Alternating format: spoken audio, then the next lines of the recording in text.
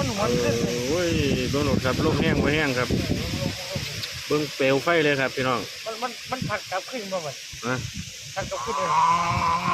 ตอนนี้ไต่ปลาบ่ได้ครับพี่น้องต้องได้มากกว่าไฟสิงดิมใช่ไหมดิมเตือนพี่น้องเอ้ยบังดูเยอะกันเขาบรรยากาศเล่าเลยพญานาคมากแบบนี้แหละ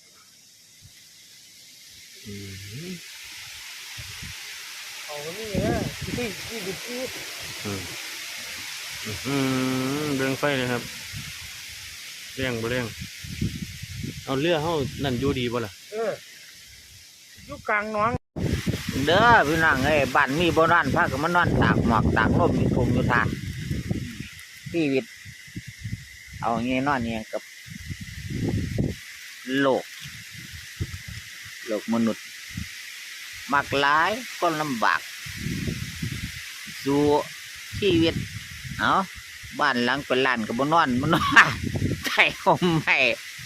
โอ้ยสงสารชีวิตเด้อพี่น้องเอ้ย